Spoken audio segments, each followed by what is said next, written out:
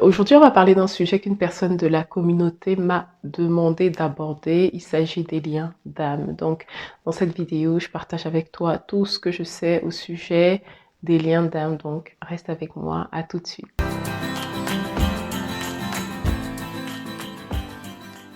Bonjour, bienvenue à toi. Je suis ravie de te retrouver pour une nouvelle vidéo. Si tu me découvres au travers de cette vidéo, c'est Marianne et ici on parle de spiritualité et de tout ce qui peut t'aider à avancer dans ta relation avec Dieu. Alors si ce sont des sujets qui t'intéressent, n'hésite pas à t'abonner et à activer la cloche des notifications pour être prévenu en cas de nouvelles vidéos.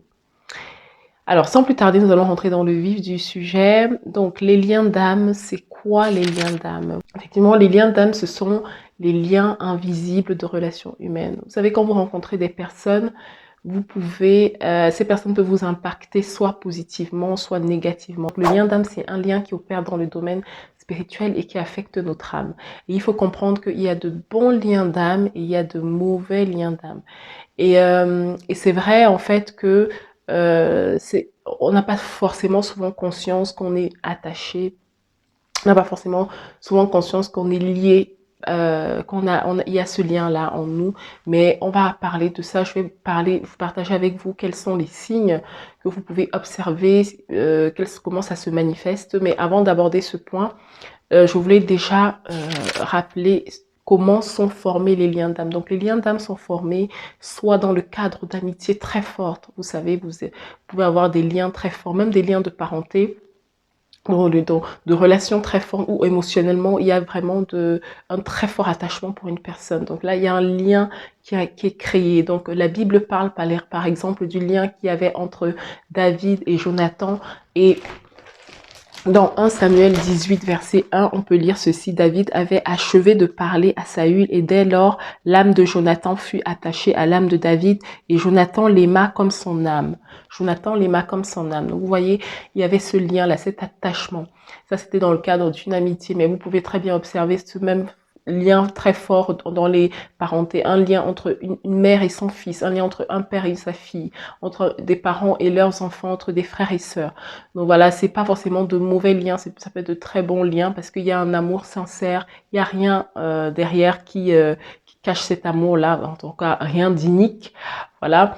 Et voilà, donc ça c'était la première manière dont sont formés des liens. La deuxième manière, c'est vraiment par des paroles. Vous savez, parfois vous êtes dans des relations, vous n'êtes peut-être pas marié et vous commencez à dire non mais je t'aimerai toujours, vous savez ce genre de paroles, je serai toujours là pour toi, je t'aimerai jusqu'à la fin de ma vie, tu es mon âme sœur, vous savez toutes ces paroles là qui sont dites parfois. Donc encore on est vraiment dans une relation très passionnelle, il y a vraiment des choses parfois, des paroles qui sont, des engagements en fait qui sont prononcés de notre bouche qu'on dit et on oublie ensuite quand on se sépare de la personne.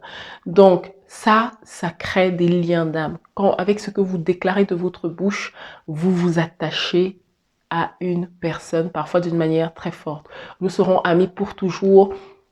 Je ne te laisserai jamais, je t'aimerai jusqu'à la fin de ma vie.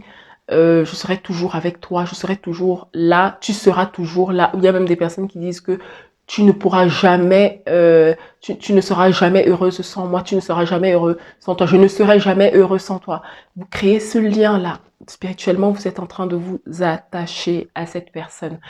Et donc, la troisième manière avec laquelle les liens d'âme sont formés, c'est des rapports sexuels, bien sûr. Et on peut voir dans Genèse que la parole qui dit, bien vous la connaissez, cette parole qui dit, l'homme quittera son père et sa mère et s'attachera à sa femme et ils ne formeront plus qu'une seule chair.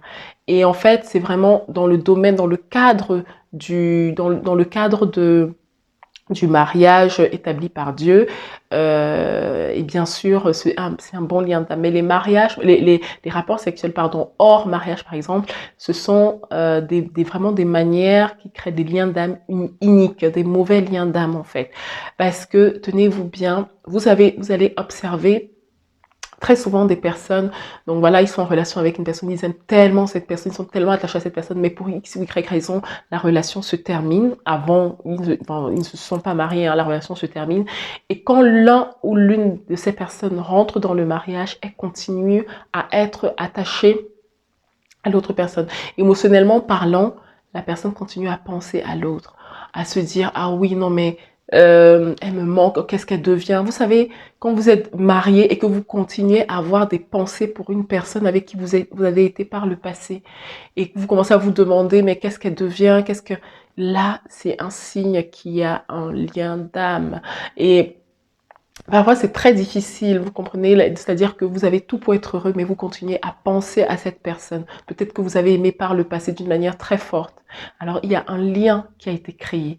Il y a un lien qui a été créé. Parfois, vous continuez à rêver de cette personne. Vous continuez vraiment, dans vos pensées vous êtes vraiment tourmenté par cette personne. Vos pensées ne cessent d'aller sur cette personne-là, comme si vous êtes resté bloqué dans le passé, alors que aujourd'hui, vous avez normalement une autre vie, vous êtes marié, vous avez une autre personne dans votre vie, mais vous n'arrêtez pas de penser à cette personne avec qui c'est fini. Parfois, il y a depuis des années.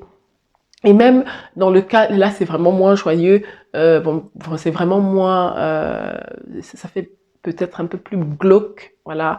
Mais il y a même des personnes qui continuent à penser à des personnes qui sont mortes. Je veux dire, la mort n'empêche pas, ne brise pas ce lien. Attention, c'est pas parce qu'une personne est morte et vous avez aimé très fort une personne par le passé, c'est pas parce qu'une personne est morte que ce lien est forcément brisé, que ce lien est forcément coupé. Il faut comprendre ça.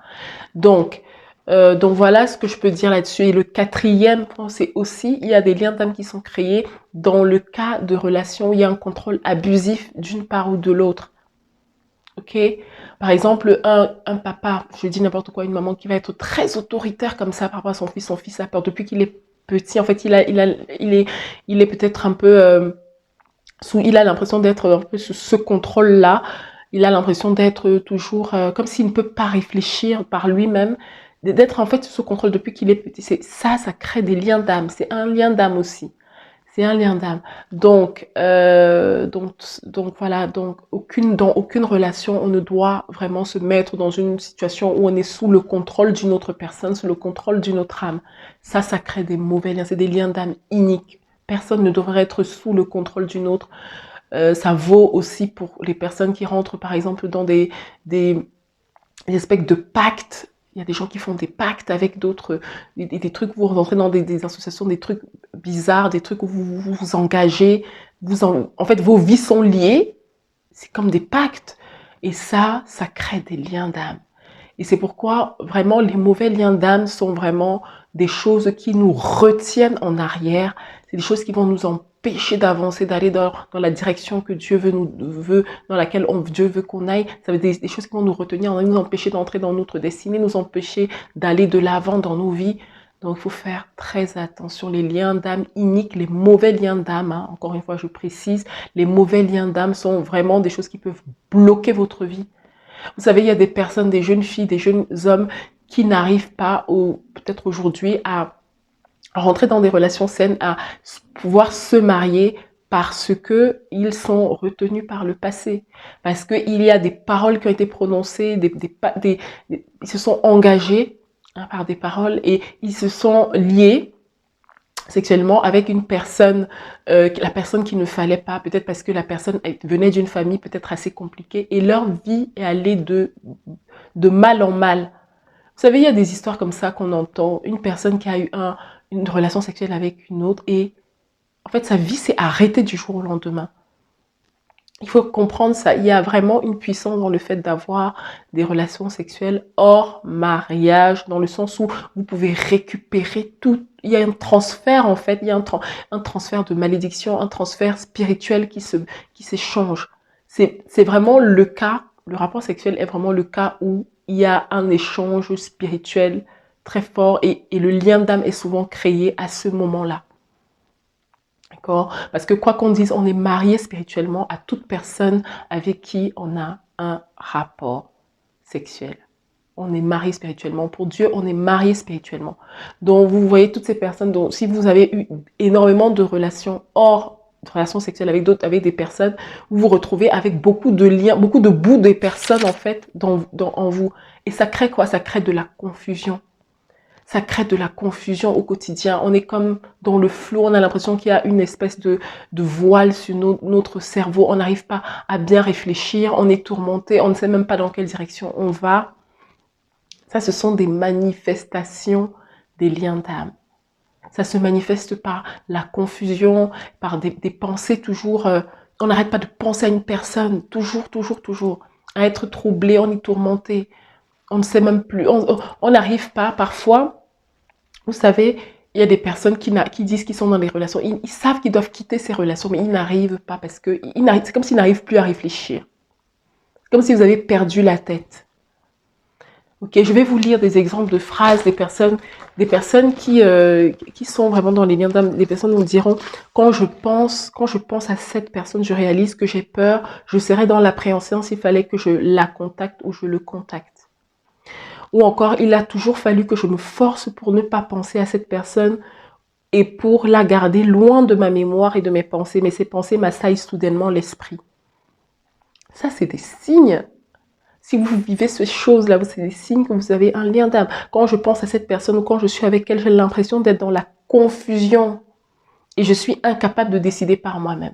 Je suis incapable de décider par moi-même. Ça, c'est des signes, des manifestations de lien d'âme. D'accord ? Donc voilà, donc maintenant qu'on a parlé donc de ce que c'était des manifestations et surtout de comment ils se forment ces liens d'âme, comment en sortir? Bien sûr, on peut en sortir. Il n'y a pas de fatalisme. Hein. Si vous réalisez que vous êtes dans un lien d'âme, vous réalisez que vous êtes marié aujourd'hui, mais vous êtes toujours en train de penser, toujours attaché émotionnellement à une personne que vous avez quittée, ça fait 5 ans, ça fait 10 ans, ça fait 3 ans, ça fait 2 ans. Mais vous n'arrêtez pas de penser à cette personne, vous n'arrêtez pas d'être comme si votre cerveau n'arrive pas à passer à autre chose. Vous êtes lié spirituellement. C'est un problème spirituel. Ce n'est pas quelque chose, ça ne se gère pas d'une manière charnelle. Vous pouvez faire toutes les thérapies du monde. Si spirituellement le lien n'est pas brisé, le lien n'est pas coupé, vous pouvez rester longtemps dans cet état d'esprit. Or, ce n'est pas bon parce que ça vous retient en arrière encore une fois. Les liens d'âme iniques vous retiennent en arrière. Donc, comment en sortir? La première chose déjà qu'il faut comprendre, c'est que celui qui libère réellement les personnes de la captivité, celui qui vient vraiment libérer les cœurs, les personnes qui sont liées, c'est Jésus. D'accord? C'est Jésus. Jésus est venu libérer les personnes captives. Captives de toutes ces formes du péché, de toutes ces formes de choses. Donc tous les liens sont brisés au travers de Jésus. Spirituellement parlant, pour pouvoir briser des liens qui ont été établis hors du cadre divin, il n'y a pas d'autre chemin que par Jésus. Jésus est le chemin, la vérité et la vie. Et nul ne peut venir au Père que par lui. C'est la parole qui le dit, ce n'est pas moi. Donc, l'une des premières choses à faire, c'est vraiment déjà de reconnaître, de l'inviter dans votre vie, d'inviter Jésus dans votre vie, de le reconnaître comme Seigneur et Sauveur. C'est très important, c'est primordial pour pouvoir commencer à briser ce lien. Ensuite, il faut simplement, par une simple prière, une fois que vous avez pris la décision de marcher avec Jésus, en tout cas d'inviter Jésus dans votre vie, la deuxième chose qui est très importante à faire, c'est vraiment de briser ces liens par une simple prière. Je brise ce lien entre, vous listez toutes les personnes à qui vous pensez, listez toutes les personnes à qui vous pensez, avec lesquelles vous pensez avoir un lien d'âme, vous les listez et vous brisez une à une ces liens. Je brise ce lien au nom de Jésus par une simple prière. Votre langue à ce moment-là, parce que vous avez décidé d'inviter Jésus dans votre vie, vous avez une certaine autorité pour parler sur votre propre vie. Donc, vous pouvez le faire très, très calmement dans votre chambre. Dans votre intimité, vous listez ces personnes, vous brisez. Je brise ce lien avec telle personne, je brise ce lien avec telle personne, ce mauvais lien avec telle personne, au nom de Jésus. Vous le faites comme ça. La troisième chose qui est très importante, c'est tous les cadeaux que vous avez pu recevoir de ces personnes-là avec qui vous avez eu des relations par le passé, vous devez les jeter. Vous ne devez plus avoir de cadeaux reçus. Vous savez, si vous avez par le passé, on vous a demandé un mariage, d'accord? On vous a donné une bague de fiançailles, je dis n'importe quoi. Je pense que c'est un cas quand même à part, mais c'est juste pour illustrer mon propos. On vous a donné une bague de fiançailles. Et après, vous ne vous êtes jamais marié. Vous êtes marié finalement, mais pas avec cette personne-là. Mais vous gardez encore cette bague de fiançailles. Vous n'avez jamais prié pour briser ce lien. Jetez la bague. Vous ne l'avez pas fait. Vous êtes encore lié à cette personne spirituellement. Donc, c'est pas étonnant si vous pensez souvent à elle. Spirituellement, vous devez faire ce qu'il faut. Vous devez briser ce lien. Sinon, vous serez pendant longtemps... vraiment, il y aura cette... il y aura cette porte-là que l'ennemi pourra toujours utiliser pour vous retenir en arrière. Fermez cette porte. Brisez ces liens. Brisez les liens que vous devez briser. Et avancez. Et vous, les parents, je vais parler ici aussi des parents qui vont proclamer des paroles sur leurs enfants. Tu resteras avec moi tout le temps jusqu'à ce que tu sois. Tu resteras tout le temps avec moi, toute ta vie avec moi. C'est des paroles qu'on ne prononce pas sur la vie de ses enfants. Ça crée des liens. Après, l'enfant n'arrive pas à prendre de décision. L'enfant n'arrive pas à voler de ses propres ailes. Ce sont des liens, c'est spirituel tout ça. Parfois, il y a des situations qu'on vit, on ne comprend pas pourquoi on fait du surplace. Mais on est retenu en arrière pour X ou Y raison. C'est pourquoi continuer vraiment, quand vous avez une relation avec Dieu, il peut vous ouvrir les yeux spirituels pour que vous voyez vraiment où est le problème.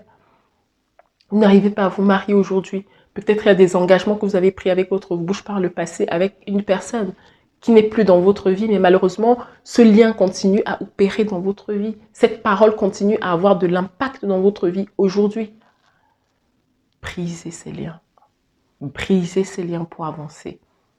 Si ce message-là si vraiment ça fait tilt dans ta tête pendant que tu es en train d'écouter ce message, vraiment, je prie que le Seigneur te montre ce que tu dois briser, ce que tu dois faire pour sortir de cet état, pour sortir de cette prison spirituelle, entre guillemets. Donc voilà, c'est vraiment ce que je voulais partager avec toi. Il y aura encore beaucoup de choses à dire, mais je pense que l'essentiel a été dit là. Donc voilà, si tu penses que c'est une vidéo qui peut aider une personne, n'hésite pas à partager la vidéo, à la liker et je te dis à très bientôt pour une prochaine vidéo. Sois béni.